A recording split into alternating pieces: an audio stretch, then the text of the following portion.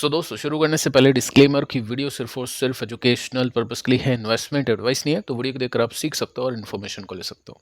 बाकी इससे पहले 3 वीडियोस मैं आपको दे चुका हूं जो कि कल के लिए काफ़ी इंपॉर्टेंट है। अगर आपने मिस कर दिया है तो आप इनको जरूर से देख लेना। वापस से दोस्तों यूएस मार्केट पे आते हैं और देखते हैं चीज़ें कैसे चल रही है। उसके बाद में स्टडी करते हैं, कुछ कंपनीज को लेकर, स्टॉक को लेकर काफ़ी बड़ी न्यूज़ है, उनके ऊपर डिस्कशन करते हैं। डाउ जोन्स स्टिल ऊपर है, कोई गिरावट यहाँ पे देखने को नहीं मिली है। नैस्डैक भी ऊपर है, 378 पॉइंट्स ऊपर है और इसके अंदर भी कोई गिरावट नहीं है। लेकिन दोस्तों ब्रांड की बात करें तो ये नीचे नहीं है, अभी आप देख सकते हैं ये मजबूत ही है और कोई ब्रेकडाउन अभी तक देखने को मिला नहीं है।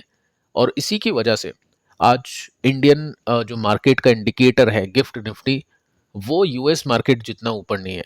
अभी कितना नीचे आ चुका है उसको चेक कर लेते हैं, बट उससे पहले एफआईज की एक्टिविटी को देख लेते हैं।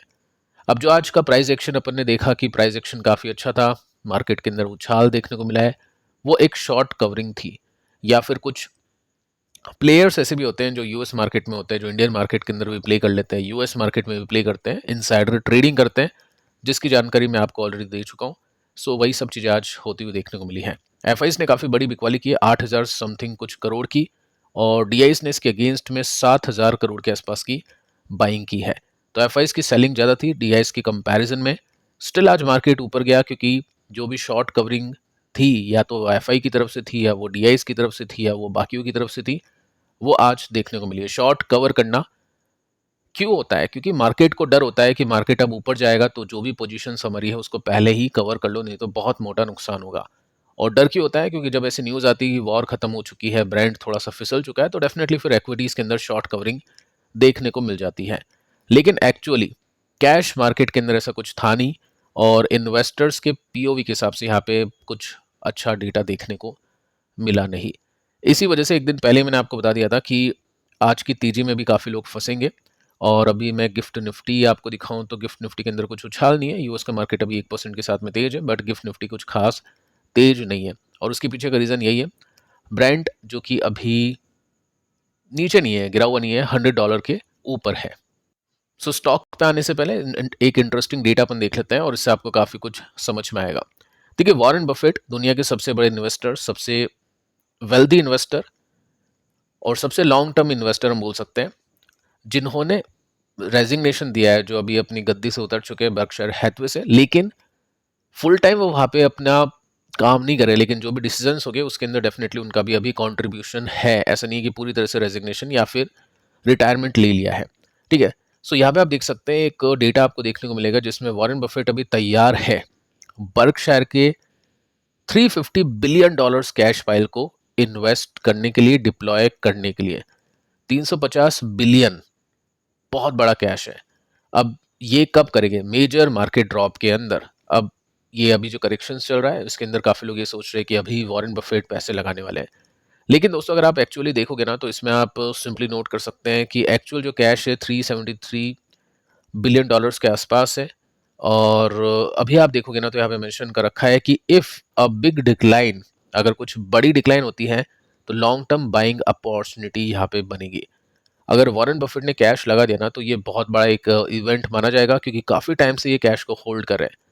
लेकिन दोस्तों यहाँ पे आप देख सकते हैं कि अभी इन्होंने ये कहा है कि ये जो छोटे करेक्शन है ना, 5-6% का डिप है, ये इनफ नहीं है एक्ट करने के लिए। यानी ये जो अभी डिप हुआ है, ऑब्वियस ये यूएस के मार्केट की बात करें, इंडियन मार्केट से थोड़े कम गिरे हैं, लेकिन एक्चुअली आप देखोगे ना तो वो भी गिरे हैं। तो इनका कहना यह है कि ये जो डिप है बहुत छोटी डिप है, 5-6% के ऊपर मैं कुछ ध्यान देता नहीं हूँ और कोई एक्ट नहीं करता हूँ। यानी इस डिप पे मैं $1 भी इन्वेस्ट नहीं करूंगा। अगर यहाँ से मार्केट बहुत ज़्यादा गिरता है, कुछ बड़ी करेक्शंस आते हैं 20-30-40-50%, तो मैं डेफिनेटली यहाँ पे इन्वेस्ट करूंगा। वॉरेन बफेट का भी यही कहना है कि 2-5% की गिरावट से कुछ होता नहीं है, और मार्केट एकदम से चल भी जाए तो भी आपको अपना जो कैश होल्ड है या जो अपना काम है उसको मतलब उसको लूज नहीं करना चाहिए कि आपने देखा कि यार चलो फोमो कर देते हैं। ये अपने को यहाँ पे वॉरेन बफेट से सीखना चाहिए। ऐसा नहीं है कि इतना सारा कैश रख लिया या फिर मैक्सिमम कैश पे बैठ गए, लेकिन फिर भी हम यहाँ से थोड़ा सा ले सकते हैं कि किस तरह से अपने कैश को होल्ड रखना चाहिए और कितना मार्केट गिरे तब अपने को एक्ट करना चाहिए। बाकी दोस्तों एक और बड़ी न्यूज़ जिसमें आप देख सकते हैं कि ट्रंप एड्रेस करेंगे ईरान को। ये 9 बजे वेंसडे को ये मीटिंग है, वेंसडे आज ही है, बट यूएस के टाइम के हिसाब से मैं आपको बता देता हूँ ये मीटिंग कब है और इसका क्या आउटकम निकलेगा। ये है थर्सडे, कल के दिन 6:30 बजे जो कि अपने को पता चल जाएगा जब निफ्टी ओपन होगी, तो उस हिसाब से अपने को इसका भी रिएक्शन देखने को मिलेगा। तो ये भी काफ़ी इंपॉर्टेंट है। तो कल के मार्केट के अंदर भी काफ़ी हलचल देखने को मिलेगी। ट्रंप एड्रेस करेगा, देखते हैं उसके अंदर क्या कुछ सुनने को मिलता है। ऑब्वियसली नेगेटिव ही सुनने को मिलेगा शायद। और गिफ्ट निफ्टी की सिचुएशन आप देख चुके हैं और वॉरेन बफेट का डेटा मैं आपको दे चुका हूँ। सो अब दोस्तों आते हैं स्टॉक्स के ऊपर। Q4 के अपडेट्स आना शुरू हो चुके हैं, जिससे अपने को आइडिया लगेगा कि कौन सी कंपनी किस तरह से ग्रो कर रही है। और ये देखना डेटा बहुत ज़रूरी है। काफ़ी टाइम से आप स्टॉक के लिए बात करें, लेकिन डेटा देखते नहीं है, जस्ट ये देखते हैं कि कोई बता देगा आपको, तो वैसा होगा नहीं। सो वी मार्ट न्यूज़ आती है शाम को 5 बजे के आसपास, तो कल इसका रिएक्शन देखना। 24% के साथ में वाइनर बेसिस पे ग्रोथ देखने को मिली है। सेम स्टोर सेल्स ग्रोथ की बात करें तो वो 12% की देखने को मिली है। सो नंबर्स अच्छे हैं। स्टोर एक्सपेंशन भी काफ़ी अच्छा किया है, तो इसको हम डी मार्ट से भी कनेक्ट कर सकते हैं। ठीक है, अब यहाँ पे आप देखिए स्टॉक की जो वैल्यूएशन है 32 की है, 3000 करोड़ का मार्केट कैप है। प्लस वैल्यूएशन का चार्ट अगर आप देखोगे ना, तो ये बीच में ब्रेक है, क्योंकि यहाँ पे क्या हुआ है, कंपनी को नुकसान हुआ था, इस वजह से वैल्यूएशन काफ़ी ऊपर चली गई 400 समथिंग। फिर कंपनी को प्रॉफिट हुआ। इट मीन्स यहाँ पे काफ़ी ज़्यादा वॉलेटिलिटी है, तो ट्रेडर्स के लिए काफ़ी अच्छा स्टॉक है, इन्वेस्टर के लिए अच्छा स्टॉक नहीं है। यहाँ पे ये समझ में आता है। टेक्निकल्स को साथ में देखते हैं सभी कंपनीज के एक साथ। आखिरी में एपीएल अपोलो, और यहाँ पे 1 बजे के आसपास की न्यूज़ आती है, और इसके अंदर आप सिंपली नोट कर सकते हैं कि सेल्स का वॉल्यूम है 9% की ग्रोथ के साथ में। ठीक है, ये सब 9-11% आप देख सकते हैं। और इसमें मेंशन कर रखा है कि कंपनी मिस कर चुकी है Q4 की वॉल्यूम टारगेट। कंपनी पूरे साल का टारगेट देती है, जो अब कंपनी को अचीव करना है Q4 में, अगर कंपनी पीछे रह गई है तो। सो कंपनी ने यहाँ पे अचीवमेंट नहीं किया। गाइडेंस तो देखो 20% की दे दी, बट वॉल्यूम ग्रोथ है ये सिर्फ 8% की। तो बैड न्यूज़ है। मार्केट चल गया तो इस वजह से ये गिरा नहीं है, बाकी कल अगर मार्केट का साथ नहीं मिला तो स्टॉक नीचे।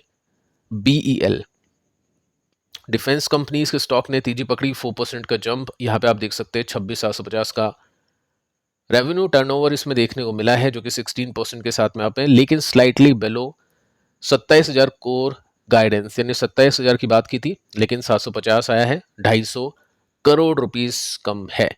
स्टॉक फिर भी चल गया क्योंकि मार्केट का एक इन्फ्लुएंस था, प्लस डिफेंस कंपनीज के स्टॉक्स चले थे। क्यूपिड, ये देखो इंटरेस्टिंग कंपनी है। स्टॉक है 86 रुपीज़ का, 4.5% की तेजी के साथ में स्टॉक ने क्लोजिंग दी थी। डिटेल एनालिसिस मैंने किया था पिछले कुछ वीडियोस में, अगर आपने देखा नहीं तो आप इसको जरूर से देख लेना। उसमें एक चीज़ हमने देखी कि प्रोमोटर इसमें कंटिन्यूसली बाय कर रहे हैं और गाइडेंस काफ़ी अच्छी आ रही है। सो 20 मार्च को प्रोमोटर ने बाय किए ओपन मार्केट से। ये अच्छी बाइंग, मतलब इसको एक पॉजिटिव सिग्नल बोलते हैं। 8 लाख स्टॉक्स ऐसे मार्केट के अंदर जहाँ पे प्रोमोटर बाय नहीं कर रहा है बाकी कंपनी के स्टॉक्स को, जिसमें इसकी वैल्यूएशन भी आई थिंक मोर देन 100 है। प्रोमोटर ने फिर यहाँ पे बाय किए 4 लाख या 5 लाख स्टॉक्स ओपन मार्केट में 30 मार्च को। ठीक है, आज की न्यूज़ आप देख सकते हैं, set to deliver best ever quarter, यानी कंपनी जब से बनी है तब से अभी तक का सबसे अच्छा क्वार्टर आने वाला है। एम करिए फाइनेंशियल 26 की रेवेन्यू 335 करोड़ को बीट होगा, नेट प्रॉफिट 100 करोड़ का बीट होगा, यानी बहुत अच्छे नंबर्स कंपनी निकालने वाली है, और उसके बेसिस पे प्रोमोटर ने यहाँ पे स्टॉक्स बाय किए। अब किसी ने क्वेश्चन किया कि आप कहते हो कि एफ बाय करेगी तो स्टॉक चलेगा, एफ है तो बहुत कम है, बाय नहीं कर रही है, तो स्टॉक कैसे चल रहा है? देखिए, एक तो प्रमोटर की बाइंग से स्टॉक नहीं चलेगा, लेकिन हाँ, पब्लिक का स्टेक बहुत ज़्यादा है, तो पब्लिक में भी ऐसे इनसाइडर्स होते हैं, ऐसे ऑपरेटर्स होते हैं जो स्टॉक को ऊपर लेकर जाते हैं, तो वो गेम यहाँ पे चल रहा है।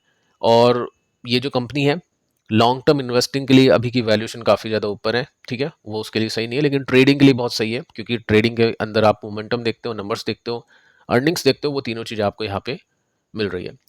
इरेडा 4% की तेजी के साथ में स्टॉक ने क्लोजिंग दी है। लोन बुक जंप कर चुकी है 22% के साथ में, डिस्बर्समेंट 16% के साथ में, सैंक्शन 9% के साथ में। डेटा ठीक है, बट असलियत पता चलेगी जब मार्केट न्यूट्रल होगा तो स्टॉक कैसे चलता है। तो मार्केट के इन्फ्लुएंस में काफ़ी सारे स्टॉक्स चल पड़े। सो वी मार्ट को देखते हैं, और भी कुछ कंपनीज आगे चल के देखते हैं। पहले अपन इसके टेक्निकल्स को देख लेते हैं। देखो यहाँ पे अब ये जो स्टॉक है ना, ये 2020 का बॉटम वापस से हिट किया था और वापस से हिट करने वाला है, जो कि 20% नीचे है।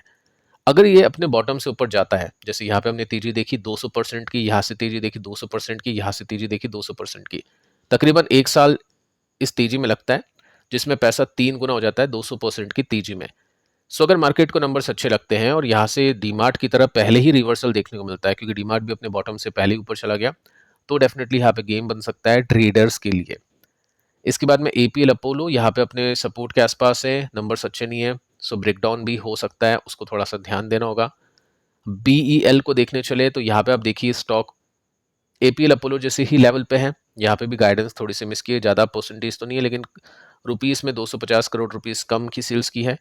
सो यहाँ से अगर मैं रेसिस्टेंस दिखाऊं तो रेसिस्टेंस है 18% ऊपर, लेकिन सिर्फ 18% रिटर्न्स कमाने के लिए इतना बड़ा रिस्क नहीं ले सकते ट्रेडर की यहाँ से अगर ब्रेकडाउन हो गया तो फिर बहुत दिक्कतें हो सकती है। सो मार्जिन ऑफ सेफ्टी के हिसाब से ठीक नहीं है, रिस्क ज़्यादा है, रिवॉर्ड कम है ऐसा दिखता है। बाकी जब रिजल्ट आएगा ना तो देखेंगे, क्या पता प्रॉफिट मार्जिन बहुत अच्छे आ जाए तो सेल्स को लोग भूल जाए, एकदम से प्रॉफिट बढ़ जाए। लेकिन आज की जो बात करूँ वो ये है। इसके बाद में क्यूपिड, अब यहाँ पे काफ़ी इंटरेस्टिंग पैटर्न बन रहे हैं। स्टॉक ने अपने सपोर्ट को नहीं तोड़ा, अच्छे वॉल्यूम के साथ में इसको संभाल रखा है। अब ये पब्लिक में ऑपरेटर है या फिर प्रमोटर की बाइंग है, वो सब चीज़ें आप देख सकते हैं, क्योंकि एफ की बाइंग यहाँ पे हुई नहीं है। जब स्टॉक चलता है तो 5-5, 6-6, 7-7 गुना हो जाता है इजीली। सो यहाँ पे गेम अब ट्रेडर ये नहीं खेलेगा कि मेरे को है ना यहाँ पे पैसे लगा के इतने रिटर्न्स बनाने, ये तो कुछ है ही नहीं, ये तो मार्जिन ऑफ सेफ्टी है ही नहीं। गेम वो खेलेगा कि यहाँ से ब्रेकआउट करके ऊपर जाना चाहिए। अब या तो इंतजार करेंगे कि Q4 के रिजल्ट बहुत अच्छे आते हैं और यहाँ से ब्रेकआउट आएगा तब बाय करेंगे ताकि इस तरह की तेजी देखने को मिलेगी, या लोग यहीं पे बाय कर लेंगे और अपने सपोर्ट पे 14% का डाउन है, इतना गिर सकता है, ये एक हम रिस्क मान सकते हैं। स्टॉप लॉस भी मान सकते हैं कि 20% का नुकसान स्टॉप लॉस मान लिया, लेकिन जब तेजी बनेगी तो बड़ी बनेगी, या फिर ब्रेकआउट का वेट कर सकते हैं आफ्टर Q4। लेकिन जो मैनेजमेंट का कॉन्फिडेंस है और जो मैनेजमेंट का एक्शन है वो तो ये दिखा रहा है कि Q4 काफ़ी अच्छा जा सकता है। तो Q4 के लिए कुछ देखना है तो ये कंपनी रडार पे होनी चाहिए। इरिडा में कुछ है नहीं अभी, डेटा अच्छा है बट चार्ट का पैटर्न अच्छा नहीं है, कंटिन्यूसली डाउन ट्रेंड इसमें दिख रहा है। तो जब तक स्टॉक मूव नहीं करता है ऊपर, जब तक कुछ है नहीं इसके अंदर।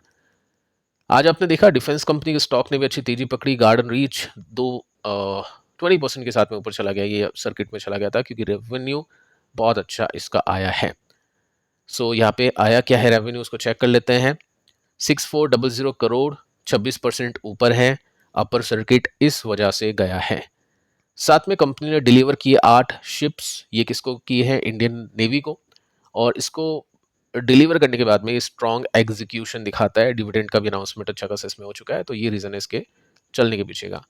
लेकिन स्टॉक अभी भी डाउन ट्रेंड में है, जब तक ये यहाँ से क्रॉस नहीं करता है, जब तक इसको अप ट्रेंड में नहीं मानेंगे। तो फंडामेंटल अच्छे हैं, टेक्निकल नेगेटिव है, तो टेक्निकल को अच्छा होने का वेट यहाँ पे करना पड़ेगा।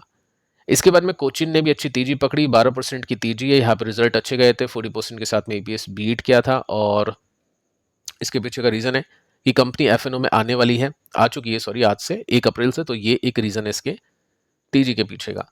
स्टॉक अपने सपोर्ट पे आ चुका है। तेजी कब बनेगी, देखो पिछले चार्ट में हमने देखा नहीं वॉल्यूम, आई थिंक यस, यहाँ पे भी आप देखोगे तो इंडिकेशन आपको मिल जाएगा। यहाँ से स्टॉक फटेगा, ब्रेकआउट करेगा अच्छे वॉल्यूम के साथ में, उसके बाद में कुछ देखने को मिलेगा। यहाँ से स्टॉक फटेगा अच्छे वॉल्यूम के साथ में, देखो बीच में वॉल्यूम ड्राई हो जाते हैं, लेकिन जब वॉल्यूम आएगा तो आपको पता चल जाएगा। सेम सिचुएशन इसके अंदर भी आपको देखने को मिलेगी कि यहाँ पे अच्छे वॉल्यूम आए थे अच्छे रिजल्ट की वजह से, और उसके बाद में स्टॉक तेज हुआ और यहाँ पे दिखते हैं कि कब आते हैं। बाकी ये रीजन था कंपनी के स्टॉक के चलने के पीछे का कि कंपनी एफएनओ में ऐड हो चुकी है। सो फिलहाल दोस्तों इस वीडियो में इतना ही। पिछले 3 वीडियोस को आप जरूर से देख लेना। मिलते हैं कल, तब तक के लिए शुभ रात्रि।